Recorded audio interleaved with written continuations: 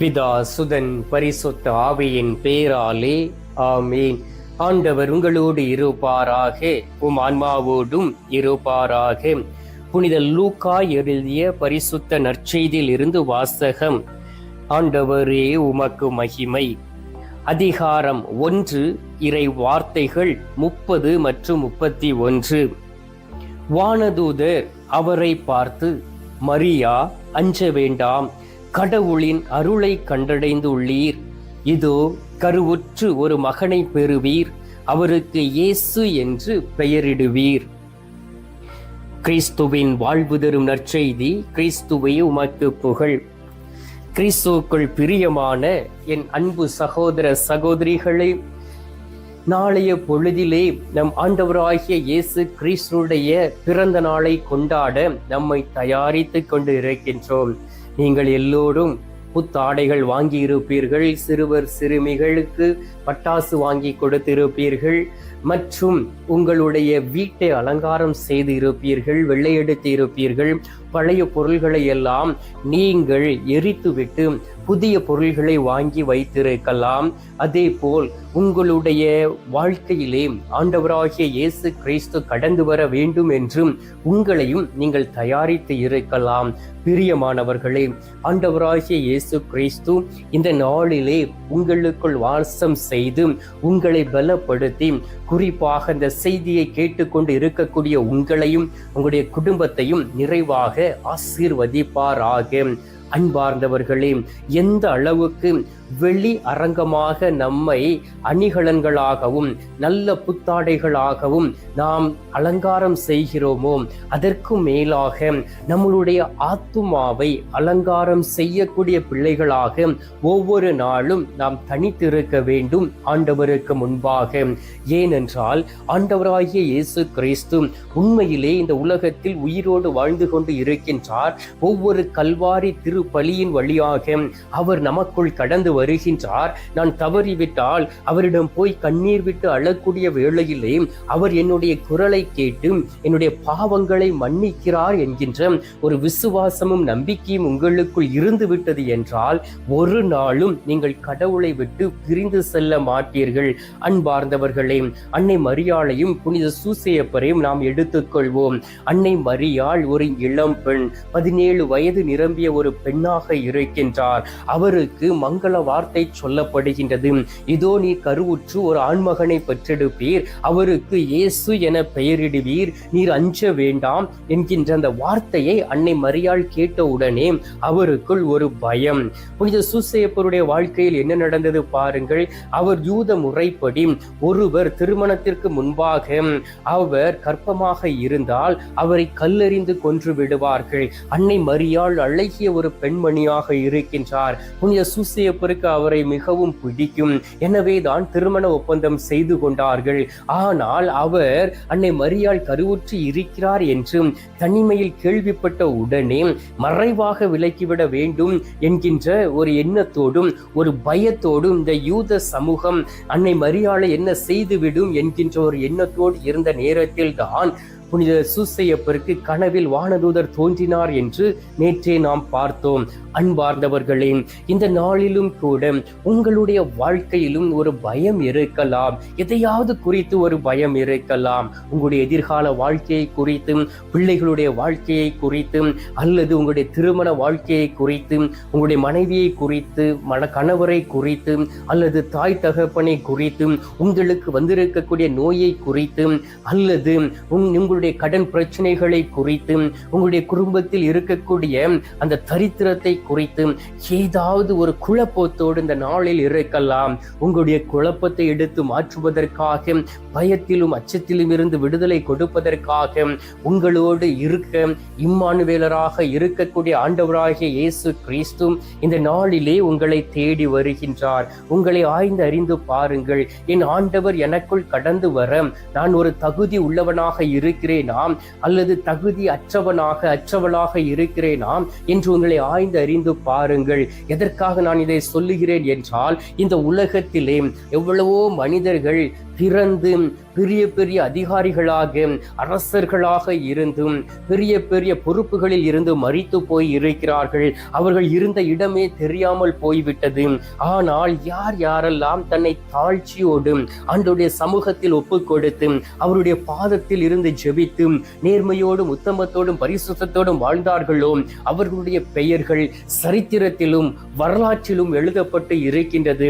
அன்பார்ந்தவர்களே, இந்த நாளிலும் கூட அந்த மங்கள வார்த்தையை புனித அன்னை மரியாளுக்கு சொன்ன உடனே அவருக்குள் ஒரு பயம் இருந்தது, அவருக்குள் ஒரு குழப்பம் இருந்தது. ஆனாலும் நான் ஆண்டவருடைய அடிமை, உம் சொற்படியே எனக்கு நிகழட்டும் என்று அன்னை மரியாள் வாக்கு கொடுத்தார். லூக்கா நற்செய்தி 1வது அதிகாரம் 38வது இறை வார்த்தையிலே, அன்பார்ந்தவர்களே, அந்த மாசற்ற இதயம், அந்த இன்னசென்டாய் இருந்த அந்த இதயம் தந்தை கடவுளுடைய வார்த்தையை ஏற்றுக்கொண்டது. இந்த நாளிலும் உங்களால் தந்தை கடவுள் கொடுத்த வார்த்தையை ஏற்றுக்கொள்ள முடிகின்றதாம்? 10 கட்டளைகளை ஏற்றுக்கொள்ள முடிகின்றதாம்? ஆண்டவராகிய இயேசு கிறிஸ்துடைய பிறந்த நாளை கொண்டாட தயாரித்து கொண்டு இருக்கக்கூடிய நீங்கள் ஆண்டவராகிய இயேசு கிறிஸ்து இந்த உலகத்தில் விட்டு சென்ற அந்த 2 கட்டளைகளை கடைபிடிக்க முடிகின்றதாம்? எதிரிகளை நேசிக்க முடிகின்றதாம்? பகைவர்களை அன்பு செய்ய முடிகிறதாம்? அல்லது இன்னும் நீங்கள் கடின இதயத்தோடு வாழ்ந்து கொண்டு இருக்கிறீர்களாம் என்பதை ஆய்ந்தறிந்து பார்க்க வேண்டும். அன்பார்ந்தவர்களே, அந்த பரிசுத்த ஆவியானுடைய வல்லமை நம்முடைய வாழ்க்கையில் வரும் பொழுது கல்லான இதயம் உடைந்து போகின்றன, சதையிலான இதயத்தை நாம் பெற்றுக்கொள்கின்றோம். நம்முடைய உடல் கடவுளுடைய பரிசுத்தமான ஆலயமாக மாற்றப்படுகின்றது. பாருங்கள், லூக்கா நற்செய்தி 1வது அதிகாரம் 35வது இறை வார்த்தையில் ஒரு நிகழ்ச்சி கொடுக்கப்பட்டு இருக்கின்றது. வானதூதர் அன்னை மரியாளிடம், தூய ஆவி உம் மீது வரும், உன்னத கடவுளின் வல்லமை உம்மேல் நிழலிடும், ஆதலால் உம்மிடம் பிறக்கும் இக்குழந்தை தூயது, அக்குழந்தை இறை மகன் என அழைக்கப்படும்.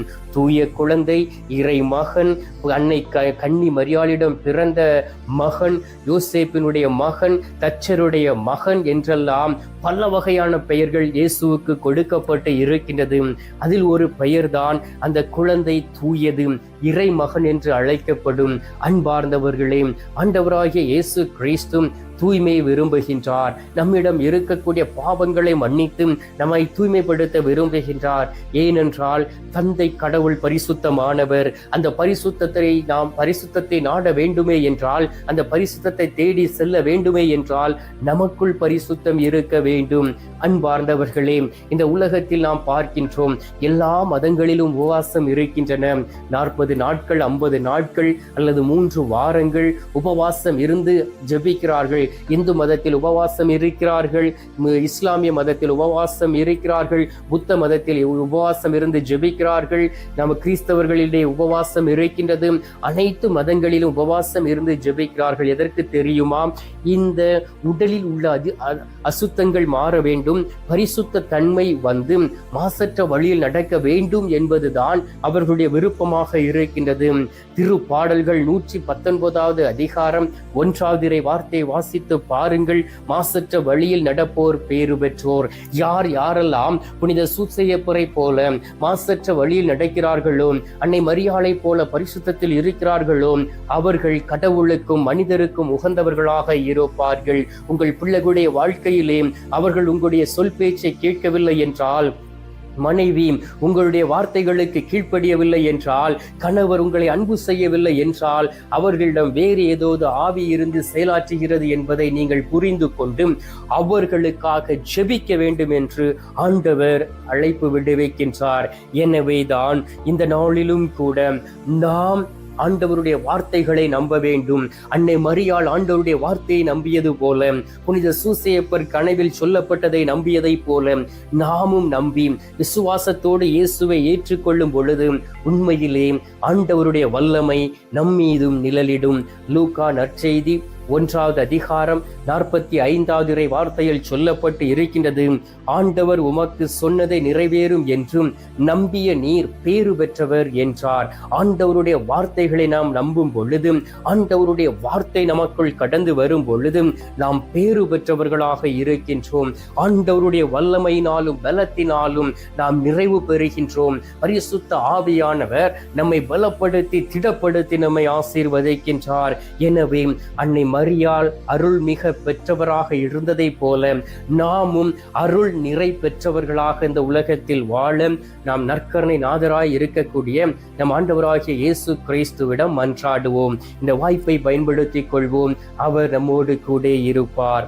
எங்கள் பரலோக தந்தையே, இயேசு கிறிஸ்துவே, தூயனல் ஆவியே, தகப்பனே, இந்த அருமையான காலை பொழுதிற்காக உமக்கு நன்றி சொல்லி உம்மை துதிக்கிறோம் அப்பா. இந்த காலை பொழுதிலே உமது அன்பு பிள்ளைகளாகிய நாங்கள் விசுவாசத்தோடும் நம்பிக்கையோடும் உமது வார்த்தைகளை கேட்டு உம்மிடம் ஓடோடி வந்திருக்கிறோம் சுவாமி. அன்பார்ந்த இயேசு சுவாமி, இந்த நாளிலே நீர் எங்களோடு கூட இருப்பதற்காக உமக்கு நன்றி அப்பா. நீர் எங்களை ஆசீர்வதிப்பதற்காக உமக்கு ஸ்தோத்திரம் சுவாமி. கடந்த நாட்களிலெல்லாம் எங்களை பாதுகாத்து இந்த திருவருகை காலத்திலே எங்களுக்கு நிழலாய் இருந்து அனுதினமும் எங்களை தயாரித்ததற்காக உமக்கு நன்றி தகப்பனே. இந்த நாளிலும் எங்களுடைய பாவங்களில் இருந்து எங்களுக்கு வெளியே வர பரிசுத்த ஆவியினுடைய வல்லமையை கொடுத்து தூய இரத்தத்தினால் கழுவுவதற்காக உமக்கு நன்றி சொல்லி உம்மை துதிக்கிறேன் அப்பா. இந்த நேரத்திலும் கூட தகப்பனே, எங்களுடைய திட்டங்கள் எல்லாம் மாறும்படியாகவும் உம்முடைய திட்டம் எங்களுடைய வாழ்க்கையில் நிறைவேறும்படியாகவும் என் ஆண்டவரோடு இணைந்து இருக்கக்கூடிய மகனாக மகளாக மாற வேண்டுமாயும் உம்மை நோக்கி செபிக்கிறோம் அப்பா. ஆண்டவராகிய இயேசு கிறிஸ்துவே, இந்த அருமையான நேரத்திலும் நாளிலும் கூட நாங்களும் புனித சூசையப்பரை போல அன்னை மரியாளை போல வாழ வேண்டும் தகப்பனே. அந்த குண நலங்களை எங்களுக்கு கொடுப்பீராக. அவர்களிடம் இருந்து பெற்றுக்கொண்டதின்படி வாழக்கூடிய பிள்ளைகளாய் மாற வேண்டுமாய் மை நோக்கி செபிக்கிறேன் அப்பா. இந்த காலை பொழுதிலே விசுவாசத்தோடும் நம்பிக்கையோடும் தேடி வந்திருக்கக்கூடிய பிள்ளைகளை ஒப்புக் கொடுக்கின்றேன். ஒவ்வொருவரையும் ஆசீர்வதிப்பீராக. அவர்களுடைய தேவைகளை சந்திப்பீராக. என்னால் ஒரு புதிய துணி வாங்க முடியவில்லையே, என்னால் இந்த கிறிஸ்துமஸை கொண்டாட முடியுமா? பிரச்சனைக்கு மேல் பிரச்சனை இருக்கின்றதே, கடனுக்கு மேல் கடன் இருக்கிறதே, என்னுடைய பிள்ளைகள் கேட்கக்கூடிய கேள்விக்கு என்னால் பதில் சொல்ல முடியவில்லையே என்கின்ற எண்ணத்தோடு உம்மை தேடி வந்து ஜெபிக்கக்கூடிய ஒவ்வொரு குடும்பத்தையும் பிள்ளைகளையும் சந்திப்பீராக. அவர்களுடைய தேவைகளை சந்திப்பீராக. எளிய பிள்ளைகளை ஆசீர்வதிப்பீராக. உள்ளத்தின் தேவைகளை நிறைவு செய்ய வேண்டுமாய்மை நோக்கி செபிக்கிறேன் அப்பா. ஆண்டவராகிய இயேசு கிறிஸ்துவை, இந்த அருமையான நேரத்திலும் கூட நீர் எங்களுடைய ஜெபத்தை கேட்டிருப்பதற்காக உமக்கு நன்றி. எங்களுடைய ஜெபத்தை கேட்டு பதில் தந்திருப்பதற்காக உமக்கு ஸ்தோத்திரம் ஸ்தோத்திரம் ஸ்தோத்திரம். மீட்பெரும் இரட்சகருமான இயேசுவின் திருக்கரத்தில் ஒப்பு கொடுத்து எங்கள் தாய் கன்னி மரியாள் வழியாக ஜெபிக்கின்றோம். அன்பு தந்தையே, ஆமேன். பரலோகத்தில் இருக்கிற எங்கள் பிதாவே, உம்முடைய நாமம் அர்ச்சிக்கப்படுவதாக. உமது ராஜ்யம் அருக. உமது சித்தம் பரலோகத்தில் செய்யப்படுவது போல பூலோகத்திலும் செய்யப்படுவதாக. எங்கள் அனுதின உணவை எங்களுக்கு என்று அளித்தருளும். எங்களுக்கு தீமை செய்கிறவர்களை நாங்கள் பொறுப்பது போல எங்கள் பாவங்களை பொறுத்தருளும். எங்களை சோதனை விளைவிடாதையும் தீமையில் இருந்து எங்களை ரட்சித்தருளும். ஆமேன்.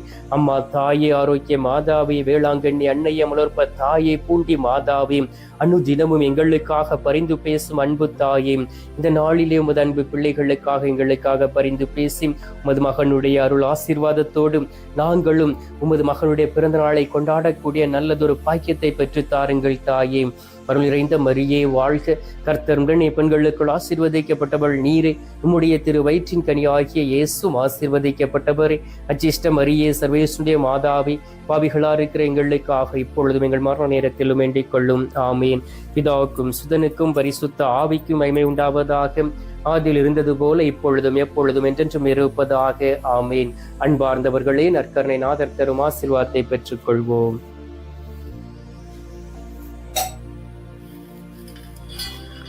எல்லாம் வல்ல இறைவன் பிதா, சுதன், பரிசுத்த ஆவி உங்களை ஆசீர்வதிப்பாராக.